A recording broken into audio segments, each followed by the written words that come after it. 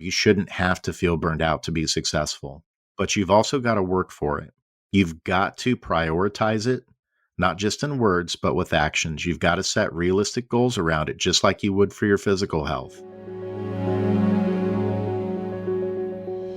Leaders set examples by what they do and don't do. If you're not prioritizing your mental health as a leader, not only will it affect your performance, but it will also provide a bad example for the leaders you're developing. I'm your host, Tim Spiker, and this is the Be Worth Following podcast, a production of the People Forward Network. On this show, we talk with exceptional leaders, thinkers, and researchers about what actually drives effective leadership across the globe and over time. You just heard from Jason Cochran. Jason is a psychologist and a co-founder of Dulead.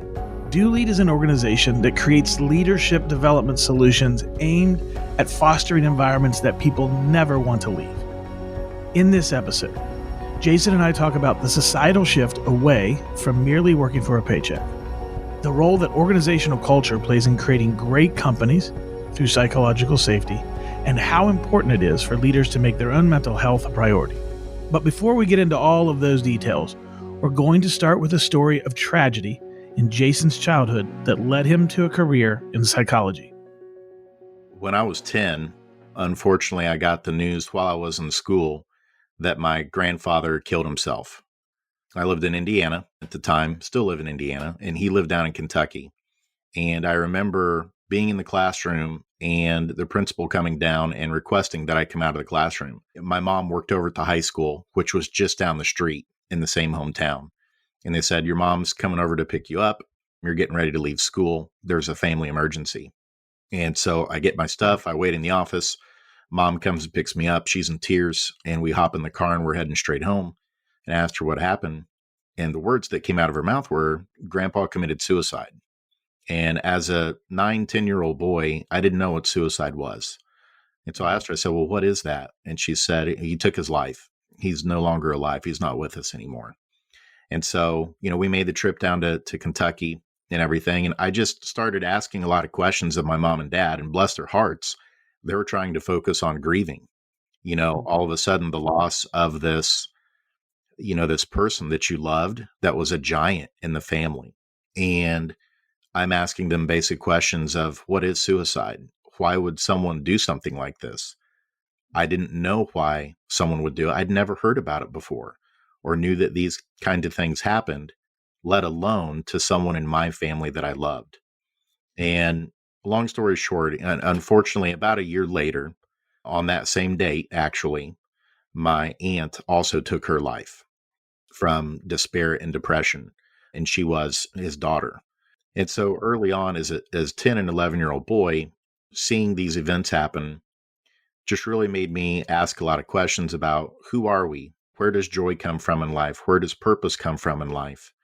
And I knew at that point, even though I didn't know that it was psychology, once I got to high school, I took psychology classes, and I knew that that was my calling, was to be someone who was going to be a healer in the world and to help people tap into their calling, because I didn't want anyone to feel the shame or feel pain and depression so much that they would want life to not go on. As I think about us moving forward today and into our discussion, not only is it, I think, helpful to know what thrusted you in this direction, but also to hear you talk about literally using the word calling. And I just want to point that out to everybody that as we move forward in this conversation today, you're hearing from somebody who has the deepest of passions around something that's very important and shows up in a variety of places of life. We're going to focus specifically on leadership today, of course, but that is such an amazing lens to hear what you're going to share with us today, Jason. So thank you for your openness around that. Thank you for sharing that tough story about what got you launched. So let's talk about where you are today. And then we're going to dig in to this idea of mental health related to leadership, which you have so much experience in. So share with our audience here what it is you spend most of your time doing these days. Most of the work that I do now is through our company, Dulead. I'm one of the co-founders, and we focus a lot of our work on continuously growing people. And so that means we come alongside organizations and we help them tap into aligning purpose for every single person so that everybody's pulling in the same direction, that people feel like they're valued, they're bringing meaning to the organization. As an employer, you're creating an amazing employee experience because that's what it's about now. We are in a labor market where a tremendous number of people, whether you want to call it the great resignation, the great reset, people are fed up of just showing up and going through the motions of a job. People are searching for meaning, fulfillment, purpose in their life. And work should be something that helps shape that. And unfortunately, what we are dealing with now is decades and decades of people just pushing through and viewing their job as something that's transactional. I have to do X in order to get my Y, which is my paycheck, just so I can provide for my family. And what we are now in is this awakening process where people are saying, no, work can be more than just something that gives me money. Work can be fun. Work can be passionate. Work can help drive impact and purpose in the world and change things for the better. And more people, I believe, are starting to open their eyes to this reality. And they're asking themselves these very important existential questions of, who am I? And what impact do I want to have on the world?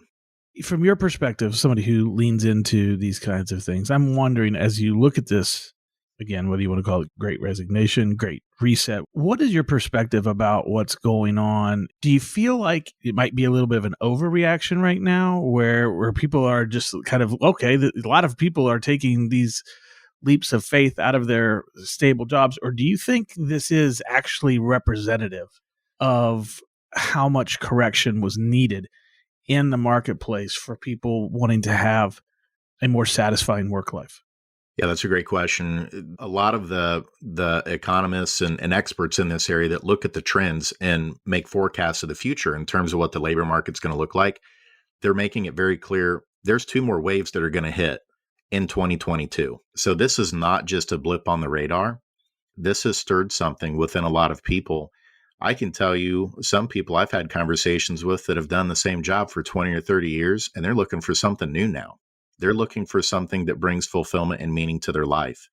And I could tell you, this isn't research, but just in my sphere, the people that are looking at those things, they've had major upheaval in their life. They've lost loved ones because of COVID that were taken way too soon. And so that idea of, carpe diem, seize the day, like literally, you better make each day count, because what we've learned now is that nothing's guaranteed in life. And if you are not doing work that helps express joy, that doesn't make you feel fulfilled each day, but if it's work that's giving you the Sunday scaries or making it difficult for you to sleep at night, then they're starting to ask those questions of, is it still worth it? There's a part of that story, Jason, that I really love from a leadership standpoint, because it seems with this great resignation that the idea of being circumstantially locked into a situation that you don't like is that the curtain's coming down on that. That people are saying, you know what, either life's too long or life's too short. I don't know which it is, but one of those two things means I'm not sticking around here anymore. And Sarah Turner, who works for us, brought up the greatest point a couple of months ago. And I just keep saying it over and over again in my head. But do we honestly believe that people are quitting working for exceptional leaders? I mean, it just doesn't make any sense, right? Because if I'm growing and we're succeeding and I'm moving forward and, oh my goodness, they're actually paying me to be here, those people are not nearly as susceptible to, hey, I got to go do something else. I think it's like a huge accountability check for leaders to say, if I'm not a great person to follow, if this is not a great place to come to work every day, I'm going to be held accountable and people are going to vote with their feet. It was always true that people could do that, but these circumstances around COVID seem to me like it's up the ante. It's not just the door's cracked a little bit. Somebody's holding it open and people are saying, oh yeah, I do have choices and I'm not working for you anymore. I'm going to go. So I love the accountability that's coming along with this. Absolutely. And it's something that's been sorely needed. I mean, 89% of the workforce reported being burned out in 2021. Let that sink in. 89% of the American workforce reported symptoms that were consistent with clinical burnout. By the way, burnout is a clinical classification. It's in the International Classification of Diseases, the 11th edition. 89% burnout. That's an astonishing number. It is. And then this one's going to blow you away too. This ties into leadership. 82% of leaders reported burnout levels last year in 2021. Now, those things are scary. What I'm about to share with you, okay, we're going to go down the rabbit hole a little bit more. I don't want to scare your listeners. So they're reporting this, right? These are on anonymous surveys from Deloitte, great research company. Okay. Here are the next things that are going to scare you. Of those 82% of business leaders, 96% of them said that it's caused a decline on their mental health significantly. So nearly all of them, which was 82% of leaders, nearly all of those 82% are saying that it's caused a significant decline in their mental health. What does that mean? That means they can't sleep, they can't eat, they can't make decisions, highly irritable, depressed mood, anhedonia, which in psychology means a loss of satisfaction and pleasure in the things that you used to enjoy doing. Basically, it's impacting their entire quality of life. And here's the part that's really concerning about this too. Half of them said that they would find it difficult to ever acknowledge or accept having a mental health challenge and being able to share it with someone. And that's where this whole idea of mental health stigma is something that we have got to solve throughout the world, but especially in this country, where this idea of you need to be strong, don't be vulnerable or show any signs of what's perceived as weakness, pick yourself up by the bootstraps. We must evolve and move past this kind of thinking if we are going to have healthy leaders and then also have healthy followers as well. Because here's the other thing that we know, research is very clear on this. That is, most people are going to follow the role and the model that's set forth by leadership. So if we have leaders who are fearful or ashamed or embarrassed of admitting that they may have some mental health challenges, or the stress is getting to be too much for them to cope and handle, then that sets the tone for everybody else in the organization, because they're not going to raise their hand to seek help and ask for it. And it's going to create a culture where you just push through it. I call it push through it culture. And that is, you just get to work, you keep your nose to the grind, and you don't talk about that stuff. You just deal with it. And that's the kind of stuff right now that we are trying to combat and that we've got to get over, is to remove the stigma and enable and equip leaders and then subsequently the rest of people in organizations to not be ashamed or embarrassed to ask for help when it comes to mental health or burnout. Walk us through this. We talked about the idea of a stigma. Take us where you take your clients next, who might be sitting here saying, okay, I hear the statistics and they don't surprise me. They match up with some other things that I've heard.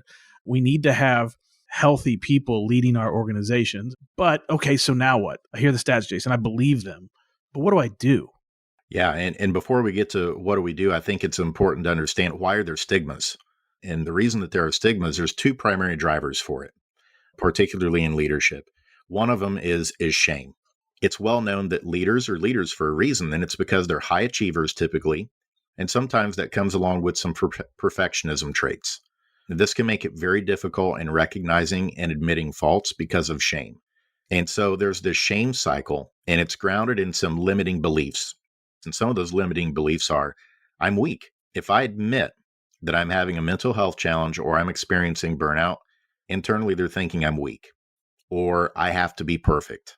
I can't let someone know that I've got a chink in my armor and that I can't handle this. I got this. I'm a leader.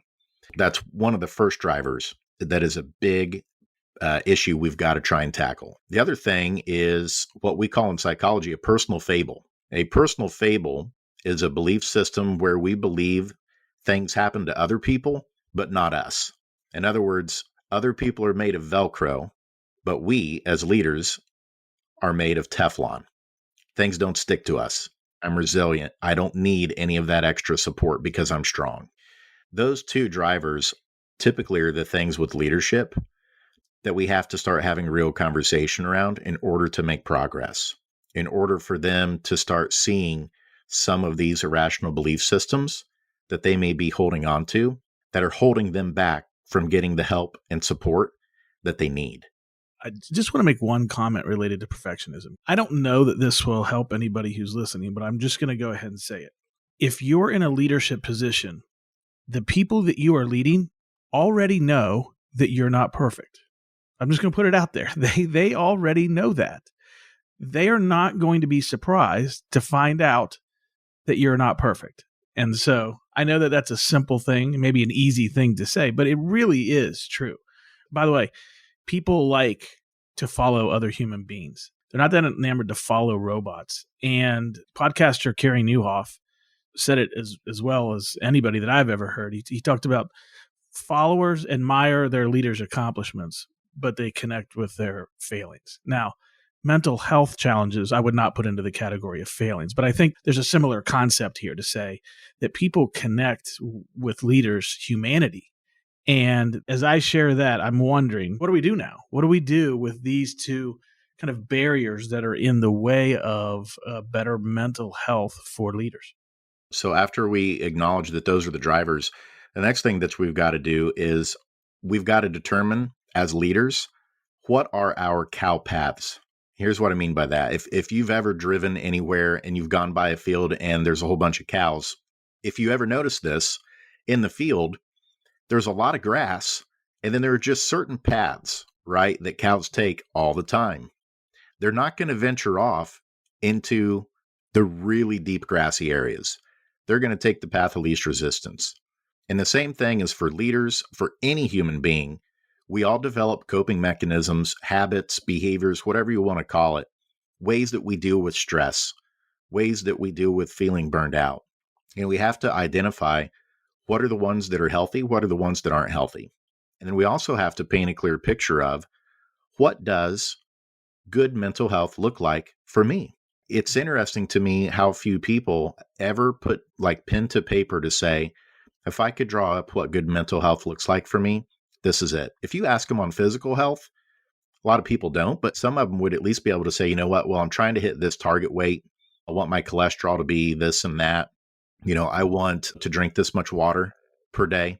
But if you ask someone, what's that picture of great mental health for you, you get a lot of stunned looks. And it's because we're just like those cows out in the field, and we're just going through the same cow paths all the time with our mental health.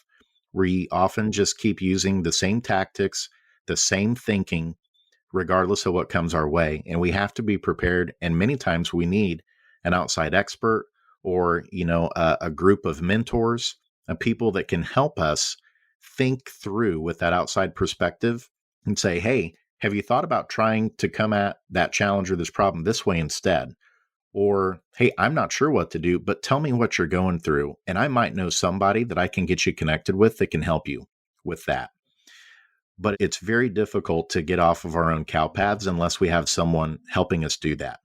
And so that's one of the things that we've got to do is we've got to understand and take stock, almost do like an audit of what are my coping mechanisms? And then you've got to start painting that picture of, so if this is where I am now, where do I want to be? What does good mental health look like for me as a leader? You lay it out and it sounds challenging, but not impossible. And certainly you started to kind of take away a little bit of the mystery of this thing that sometimes feels a little bit amorphous and I can't get my hands around it. But do you have any examples that come to mind around this idea of defining mental health success? So I would use myself as an example for this. So I have targets for me in terms of how often with my kids, I yell at them. So just a little background on it. I have 4 sons who are ages 8 all the way down to 1.5. And you got a double in there as well, right? That's right. The youngest ones, the 1.5-year-olds are twins. And so they often help each other get into things. It's so amazing to me. That's the first thing that you mentioned. Because honestly, as I'm over here evaluating my own life, as you're talking about that, being short with my kids was the first thing that I thought of as a potential marker for where I am mentally. So that's encouraging to me to hear that that's a marker for you. I'm glad you mentioned that because one of the things I'd recommend if you're a leader, don't necessarily start thinking in terms of work, in terms of mental health. Think of home first, because that's when you let your guard down and that's when you're your true self. And so think about your mental health at home first, because that's going to transfer over to work, but maybe not the other way around, because you're going to put up the veil that everything's okay at work. But whenever you come home, there's a greater likelihood that's who you truly are. And so that's why I say for me, that's where I'm starting is my wife brought to my attention a few months ago, hey, it seems like you're a lot more irritable. You are yelling at the kids more often. Let's talk about that. Are there some things going on at work that's causing more stress? So for me, that goal is directly tied to the number of outbursts at home. That's one of the indicators, one of the lagging indicators of, okay, am I doing what I need to do with my mental health? Now, here's the other thing, the contributing factor of something that happened. And this goes to show psychologists need counselors too. I'm currently in counseling. I'm in some grief counseling for several things. I lost my mom to breast cancer a few years ago, so she never got to meet my twins. And then here most recently, one of the twins nearly died in my arms. December 23rd, just this last December, we're at dinner. My wife is at the dentist, so I'm home alone with the boys and we're having dinner. And I look over at one of the twins. His name is Ford, and he is starting to slunk to the side and his eyes are rolling in the back of his head. He's choking to death. And so I immediately flipped him over on my knee, started to do the back thrusts, and I threw my phone to my oldest son, who's 8 years old, and he called 911 for us. I won't get into all the details.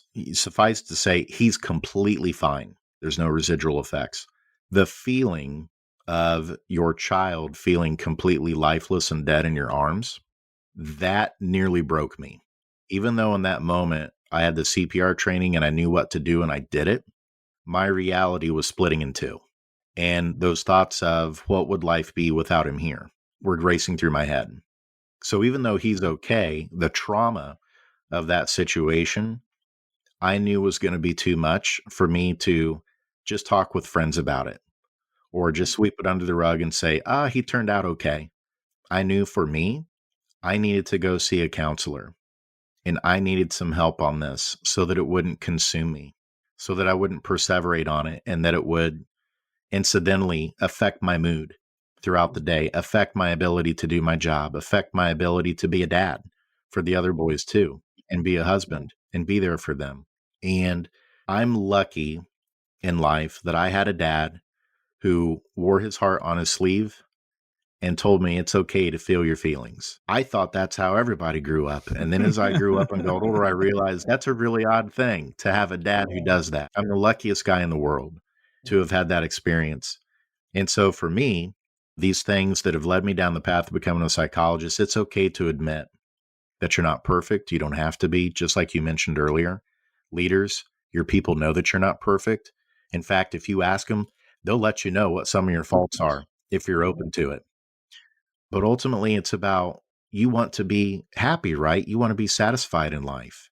And you deserve to have the mental health picture and to not be burned out. It doesn't just come with the job. You shouldn't have to feel burned out to be successful. But you've also got to work for it. You've got to prioritize it, not just in words, but with actions. You've got to set realistic goals around it, just like you would for your physical health. I think everyone should have a coach, counselor, psychologist, whatever you want to call it. We all need someone like that in life that challenges us, challenges our assumptions, helps us see our blind spots and work on those things. Going back to the story with Ford, I would just say, praise God, thank God that he is okay. But I think I just want to remind folks for a moment, and you've said it very well here, but there's another edge to it that I want to bring in here is you're a psychologist and you're saying, I'm not perfectly fine on my own. And I remember you sharing this with me as we were talking about, previously to today, we were talking about the situation with Ford, that you were proactive. You're like, this is not going to be something that I just shrug my shoulders and say, okay, I'm glad he's fine. But the experience that you had is marking, and if not addressed, could create other challenges in your life over time. So the idea that you're well-trained, but so well-trained, I guess, in a sense, to not say, I'm just going to handle this on my own, and that you're proactively getting help with that. And I think that's a really good lesson for us. On top of that, I just want to remind everybody that Jason is one of the founders of his company, Dulead. What I mean by that is he is a leader. He is a leader in the organization. Sometimes I think people hear from counselors and psychologists and they say, well, they're into that, so they believe everybody should do it. I think there's more to your story because you are also a business leader. You're coming at it not only from the passion of psychology, but you see yourself, rightly so, as somebody who's leading an organization, who's responsible for not only your family, but other people in the business, and you want to be your best. And I think that's an important part to remember about your story here, as we're specifically talking about the issue of mental health with leaders. You are one. So I appreciate you sharing that story with us. So the cow path, how do we address the unhealthy cow path that we're walking on so that we can move towards greater mental health, which leads us into greater impact and performance over the long haul? I think you've got to have a constellation of people in your life that are going to tell you like it is. They're going to be honest with you. They're not just going to tell you what you want to hear. And so that means maybe there's someone at work that you pull off to the side and say, hey, I know we have a work relationship, but I also want someone to help me be accountable, to check in with me on a regular basis, maybe like once a month. How are things going? Really? And put in that really. Or a trick that a lot of psychologists do is they'll ask you 3 times. Same question 3 times.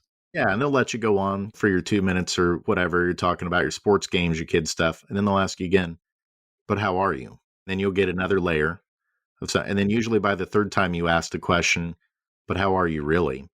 Then that's when you can start to get some of the real stuff out. And so constellation of people, whether they're confidants, mentors, whatever that is, it's critically important to have outside perspective, to also be able to see how you're doing. Because we like to think we're pretty accurate on our self-appraisals, but we definitely have blind spots. Every single human being does. And let's be clear here, we're talking about behavior, okay? Behavior is more indicative of how you're really doing than what you say. My parents used to have a saying, if you want to know what someone thinks, ask them. If you want to know their truth, watch them. And it's so critically important because you can't always just be observing your own behavior. But there's other people that see you in certain moments and situations that'll be able to give you an honest assessment.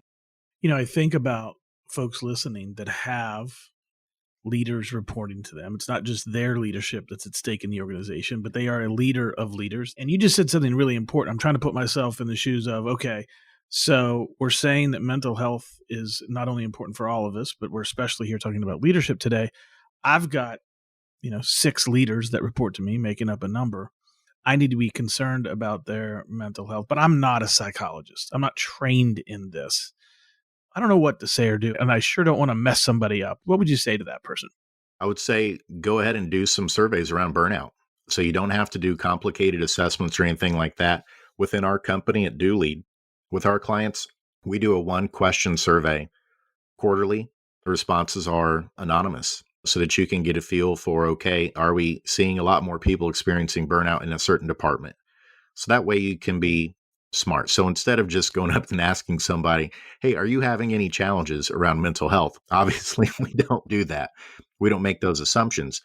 But you need to have data and insights inside your organization, especially the bigger that it is, in order to know what really is going on in your organization with your people in terms of how they're doing with the work ecosystem, how they're doing with the workload, all of those different factors that have to do with the humanness of working somewhere, that have to do with behavior. You've got to get some good assessments in place and do that consistently to have a really good picture of what it's really like to work inside your organization. And then just encouraging people, again, reminding them, EAPs don't solve everything. Those are employee assistance programs, but they're a wonderful resource and it's anonymous. And, just making sure that whether it's your HR department or you as a leader, reminding people that they have these resources that are completely free to them. And then some other organizations on top of, all of the benefits that they get, some of these companies are now prioritizing mental health and saying, by the way, we above and beyond paying for your insurance, we are also going to pay for you to have a counselor and for your spouse to have a counselor and for your kids to have a counselor. When we talk about transforming the way we think about business and we think about work and how it fits in people's lives and how we create healthy connections, that is a powerful example of how you step up to the plate outside of the way that you're typically used to doing business, and you prioritize something and you take care of your people. And absolutely, you don't do it for the sole reason of it's going to help the business. But guess what? It ends up helping the business. And isn't it amazing, Tim, in life, how when we do the right thing, does it usually turn out bad? No. Usually, when you do the right thing, everyone flourishes, from the person making the right decision to the people who benefit from that right decision. And that's what we have to get clarity on, is we have to be innovative in the way that we think about this. We can't just say, well, we pay for your medical insurance, so go get help if you need it, but mental health is something that isn't our responsibility. We cannot operate that way anymore. And let me tell you, we were talking about the labor market and how this isn't going away, that there's going to be at least a couple more cycles this year of labor shortage or people shifting jobs. This has everything to do with employer brand too, whether you're a place where people want to work. And more importantly, as a leader, I want leaders to hear this. The part that you're responsible for is creating a speak up culture where people feel that they can acknowledge these things and ask for help. If they don't, including yourself, that's your first step that you need to take, is you've got to start creating a culture where people don't feel like they have to hide their true selves or things that they're being challenged with and struggling with. I would lean into that and say, if there's a particular cultural reality that you're after, including this idea of a speak up culture, you can tell other people to do it. But what is true of culture always is that the leader's actions are going to speak the loudest. So if you really want to get towards a speak up culture and you don't feel like you're there yet, I would suggest that one of the best things a leader could do would be the person to go first. Before we wrap up, there's something that I'm so glad to have a psychologist with us talking about mental health and leadership, because there's a question that I'm dying to ask, which is this idea of mental fortitude, mental toughness. The phrase that which does not kill you makes you stronger, which there's a lot that's not true about that. But I think many of us have an intuitive understanding that growing our ability to deal with things, both mentally, you see it physically in the world of sports all the time, is that there is something too that when the tough things come, that's a refining fire that helps us get tougher. So there might be somebody out there who's saying, this feels like a conflict of messages where we know that adversity can make us better, but if we never accept that adversity is a little bit a part of life, then, I'm in a counseling session every time that somebody, doesn't agree with my idea at work, to put it in a funny context. So as a psychologist who focuses on leadership, how would you coach somebody who said, I feel like a contradiction with these ideas? I would say they're right and they're wrong. Here's what they're right about. This is not, and I hope people don't take this the wrong way today, but this talk is not about eliminating all the stress in your life. It's going to happen. And there is no perfect workplace. That's not what we're after here. But what we are after is creating a place where people can still offer their best and feel satisfaction. And so the pieces that they're wrong about is there is an organizational responsibility on these things. And so the analogy that I often use is the canary in the coal mine. You don't blame the canary for dying in the coal mine. You don't look at the canary and say, well, you know what, canary, if you would have just been a little bit more resilient, maybe you would have been able to withstand those toxic fumes a little bit more in the coal mine. No, we look at the coal mine. We say, we've got some work here to do. We've got a toxic environment. And it was a sign to the coal miners of, you better get out because the same thing's going to happen to you. And so it is a two-way street. When we talk about these models of how do we successfully prevent and overcome burnout, how do we create places that are good for our mental health when it comes to work in our lives, it's a two-way street. There's work that people have to do, no doubt. And so here's the thing. We have to make sure we're building the right skills as people in order to be able to adapt, cope, and ultimately thrive in change, not just survive, but thrive. And so working on adaptability skills, having an adaptability program in place at work can help people with that. Having mental health pieces in place where people have a coach or a counselor that they can go to deal with things that happen in life, whether it's work related or not work related, losing a loved one, grief counseling, trauma that they've had in their life, whatever those things are, they need to be able to not only cope, but then move on. There was a great psychologist in North Carolina, I forget his name, but he found this concept called post-traumatic growth. And you can look it up. But basically, as research showed, people do grow out of things, bad things that often happen in their lives. Certainly, there are some people that do go the opposite direction, but most people do grow whenever they go through a challenge of some kind and they learn things. But you got to have the right supports in place. So definitely, people have a responsibility for themselves and making sure that they're working on the right skills and muscles to be mentally flexible, to become adaptable, so that whatever comes their way, they've got the right tools, resources in place, and things to be able to come out of that healthy on the other side. However, there is also organizational, ethical responsibility to create cultures that help people with these things as well. No longer is business simply going to be a transactional thing. Millennials and Gen Zs in particular will not put up with it. As one Gen Z influencer told me a few months ago, we have eyes and we have ears everywhere. We know where the good places are to work and that have the good leaders, and you can no longer hide. And we will not work in those places. And so this is not simply just about a thing about surviving today. It's about thriving. If you want the top thinkers, you want to be an innovative culture, you want to create value moving forward, it's all about setting that right culture and making sure you have the pieces in place to help prevent people from becoming burned out or that work is exacerbating the mental health challenges. And it is a two-way street. What I heard in that answer is the really important work of determining whether or not something is toxic. If it's toxic, then we don't deal with toxicity by pushing through. If you deal with toxicity by trying to push through, you die. Just using the coal mine as the literal example. And so I think we've had a tendency to look at almost everything as if it's not toxic, almost everything as if it's just something to push through. And that's a mistake. There are some things for us to weather the storm on and get stronger, but we should take a lot of care. Don't weather the storm when the canary falls over. So I really appreciate that analogy. I want to encourage everybody to follow Jason Cochran. You can find him on LinkedIn, Jason Cochran, Cochran, and his organization is Dulead, Dulead. I encourage you to follow him there. I follow him there. He posts great stuff all the time. As far as folks tracking you down by other means than LinkedIn, where would you point people if they want to follow up, get some more information from you, Jason?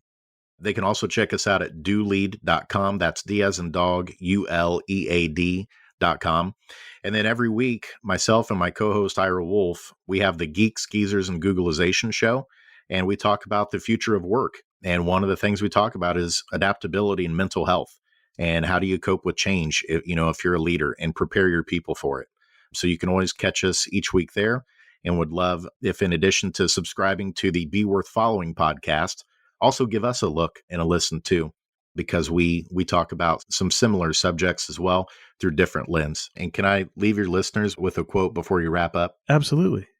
Fred Rogers, Mr. Rogers, was one of my favorite shows as a kid, and also was somewhat of an inspiration to become a psychologist. And I can't help but whenever I hear his voice and read the things that he spoke, that it makes a kinder and gentler world for all of us, including leaders.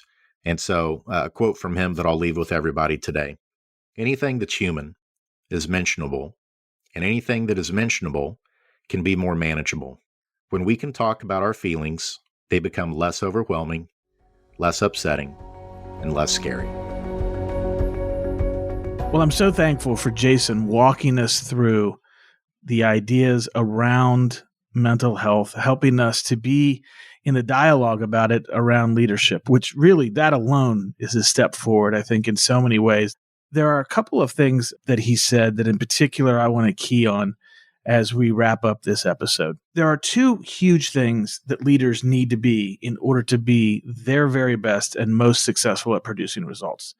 It's being inwardly sound and others focused. And so much of this episode was about what does it mean to be inwardly sound? And within that concept of inwardly sound, you heard this over and over again, there are two particular aspects of being a leader worth following that show up connected to this idea of mental health. One of those ideas is being holistically healthy. Leaders need to be holistically healthy, and that includes mental health because that provides all of the energy, all of the mental clarity that enables us to make great decisions, both with regard to strategy, relationships, the whole of it. So being holistically healthy is what causes us to show up with every kind of energy that we need to be as leaders.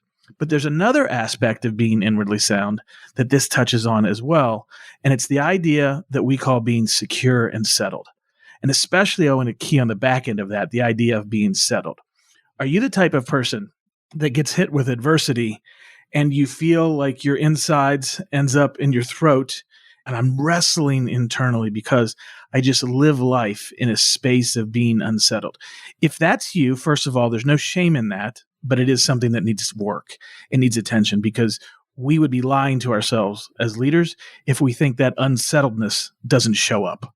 That unsettledness has an impact not only on us, but the way that that comes out, not necessarily directly, but the way that people feel around us, because the environment we create when we're unsettled. You've probably had the opportunity, unfortunately, to follow and be around an unsettled leader. An unsettled leader unsettles everyone around them. And that makes achievement, that makes dealing with problems, that makes being strategic. It makes every aspect of organizational life more difficult. So throughout everything that Jason shared with us, I heard over and over again themes that lean into helping us to be more inwardly sound leaders by helping us be more holistically healthy and more secure and settled. So the question I want to leave everybody with today is, are you prioritizing your own mental health as a leader? And are you talking about mental health with the leaders you're developing? I'm Tim Spiker, reminding you to be worth following and to follow us wherever you get your podcasts. If you've heard something valuable today, please share our podcast with your colleagues and friends. And if you're up for it, leave us a 5-star review. Thanks for listening.